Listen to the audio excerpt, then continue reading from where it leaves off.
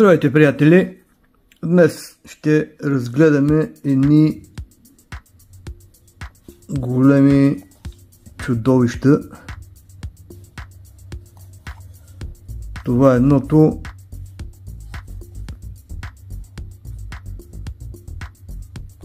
Hammer of God 400 на Vapor Clouds. Отваряме и вътре ни посреща много стилно направено опътване. Вътре също намираме самият мод и универсална отвъртка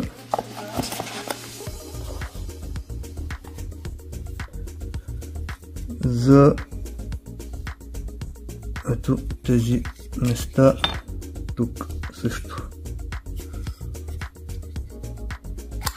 Мода има резервни части също.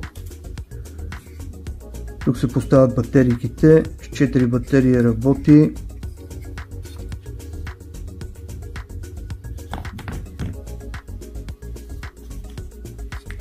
Виждате означението как трябва да се поставят.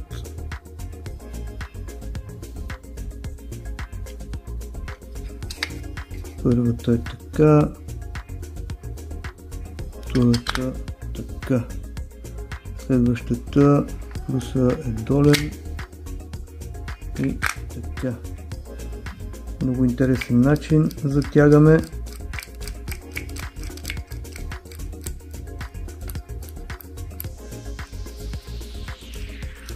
Тук на другата страна.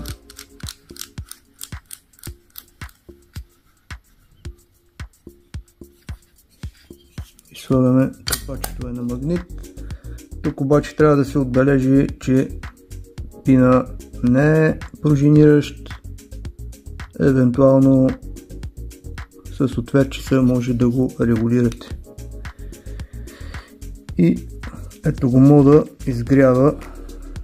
С трикратно натискане влизаме в менюто, а то е имаме Power, Bypass, Никел, Титан и стомана. Тук си регулираме градуси, тук по Фаренхайт.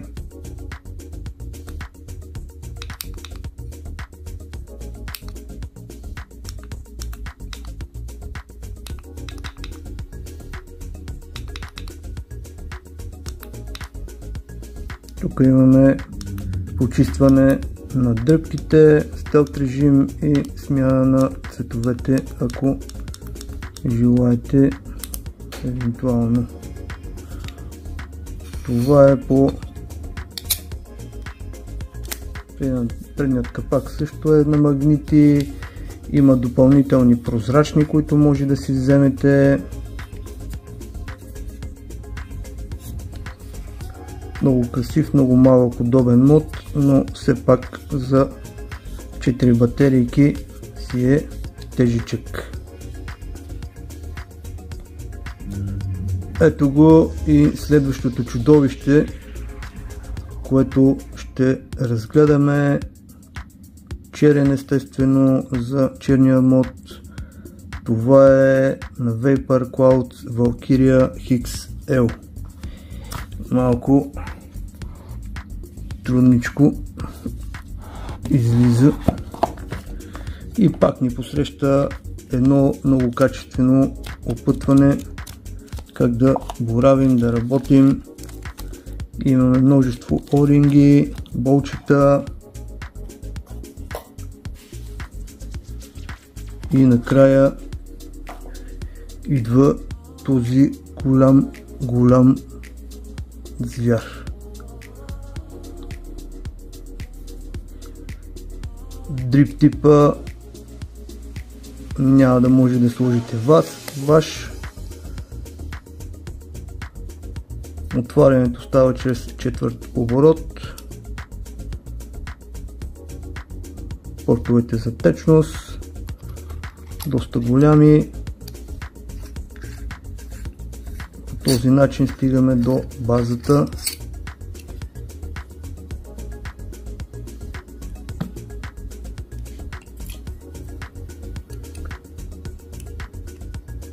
От тук влиза въздуха,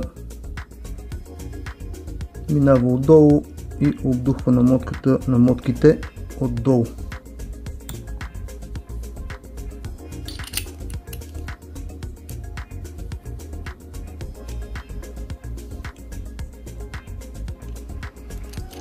Течността ни бяга.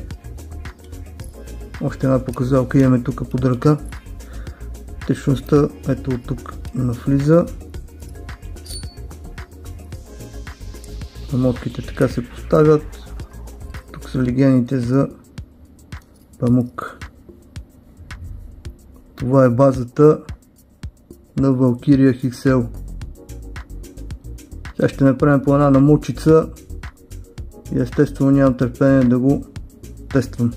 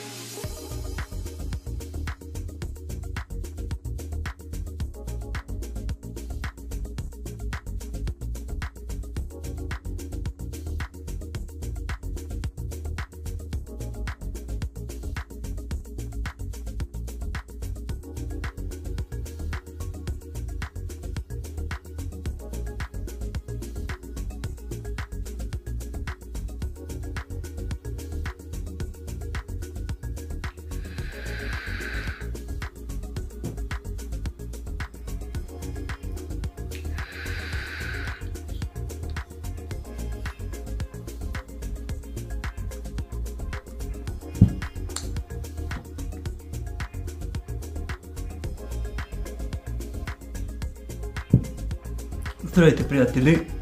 Връщам се с кита на Vapor Clouds, Hammer of God и Valkyria XL RTA. Тези чеки от БМН, но пакето как стои не е много висок. Билнахме го. Много съм доволен, голяма съвместимост, вътрена течност, големи облаци, много вкус, много батерии с много издръжливост.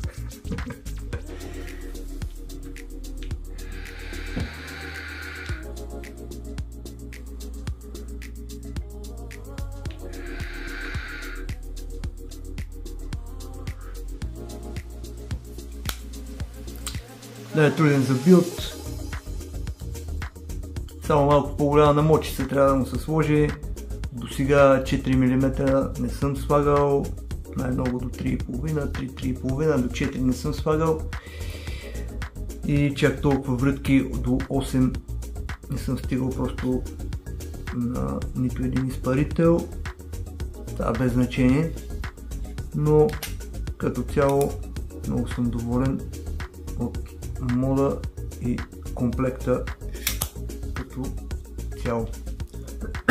Обичам големи облаци, обичам също, както споменах, мода да си е с 4 батерии, кара много време, естествено в момента го пробвах до 100 вата, няма никакъв проблем.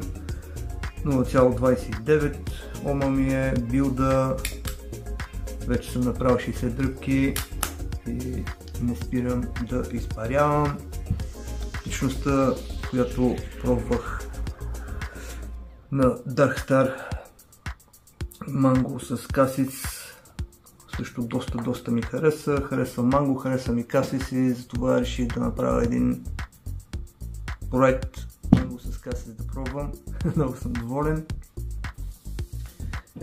Това е от мен, приятели.